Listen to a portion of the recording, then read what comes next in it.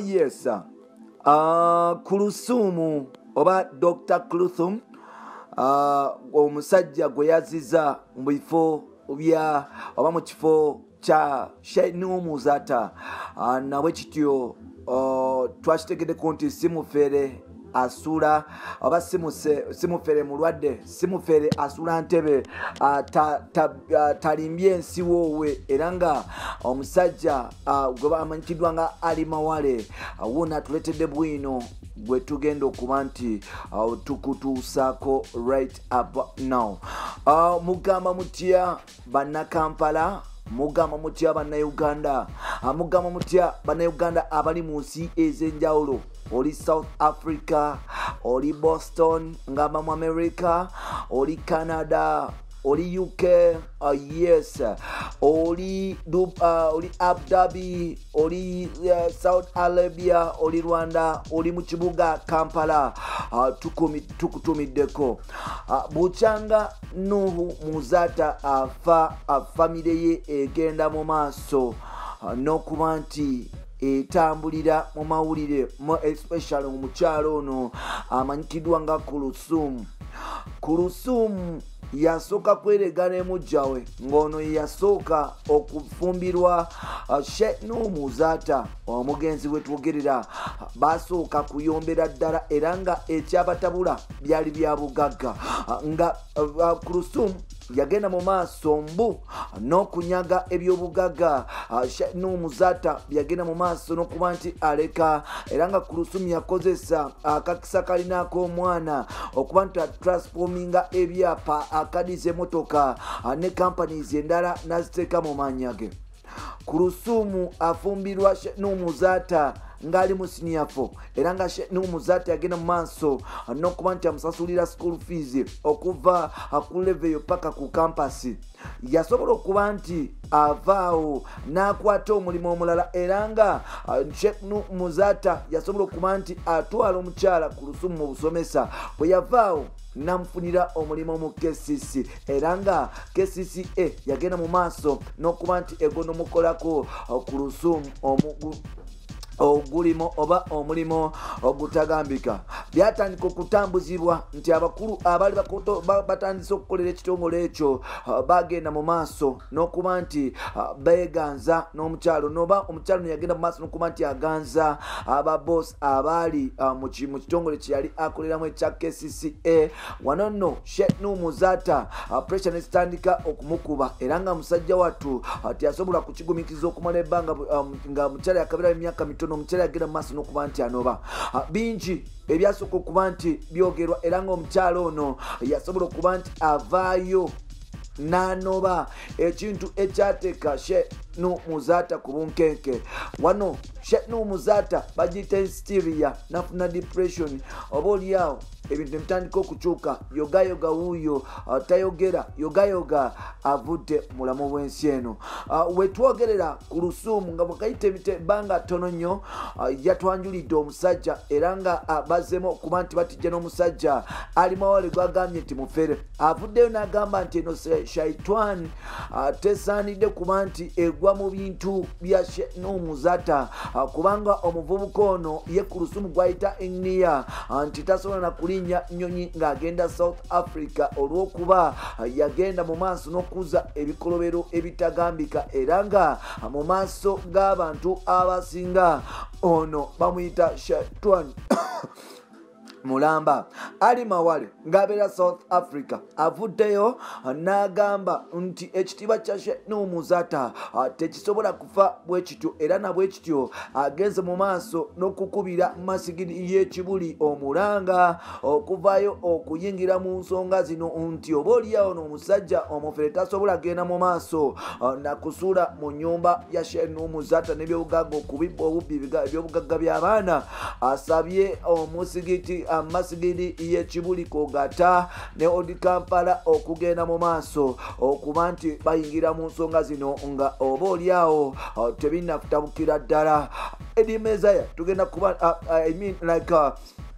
Ali Mawale Sheikh Mulamba tugenda kuba mukutuusako sawa zino nawe mwerabireko omwewulireko osobola okuba nti omanya lwaki ku Lusuumu tasanidde kugenda mu kyalo oyo era lwaki omusajja oyo kitebeeza okuba nti mufere omukutu guli gumu gwa Uganda mu Kamoli. Tambula naffe subscribe nga tanaba kusubscribinga Bapita Ntambi Kimso webale kuba nti otambula naffe katugende ne mukulu Ali Mawale olyo nno tusobole okuba nti tukomawo mpola mpola.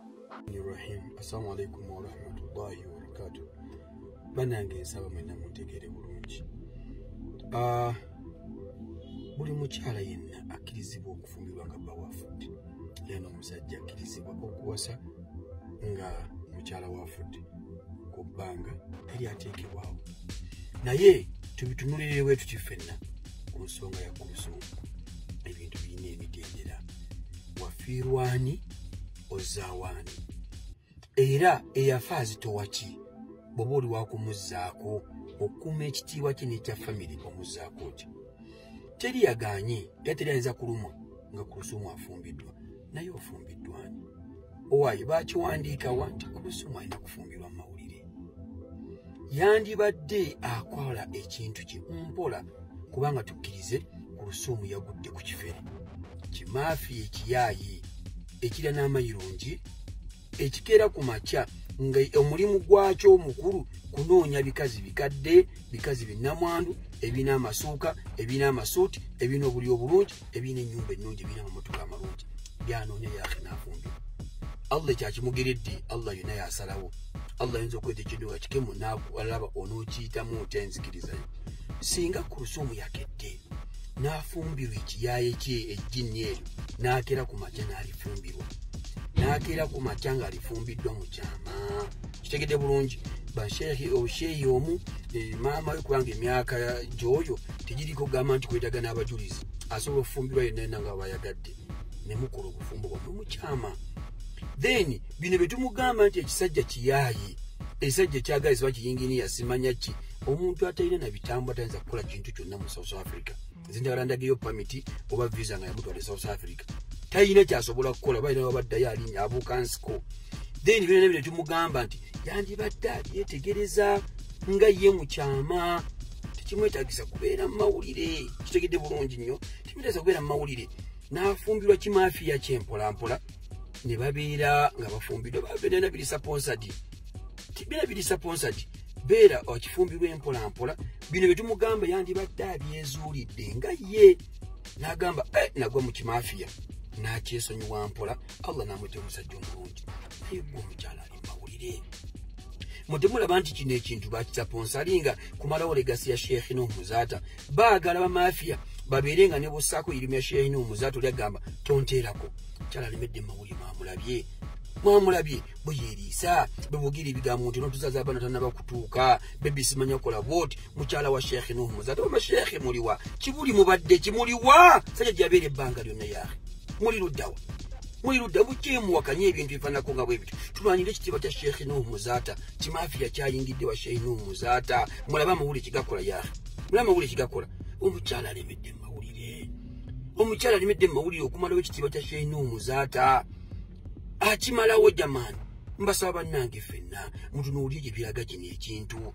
Bino bye tumugamba ku Lusuumu bino bye mugamba nti esajja kimaafiya wallahi alkarib ajja kyezuulira naye agamba kyensi agenda kubeera eyafiireeyo nga tayogedde ekigambo kyonna nga wuli obulumi bumumalawo naye singa yakifumbirwa mu nkutu n'ava mu mawulire.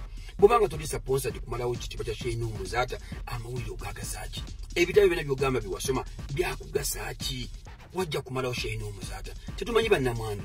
Musa okungamba nti ku Lusuumu ayinako obulumi bwonna obwa Sheikh Nuh Muzaata okuva lwe yafa.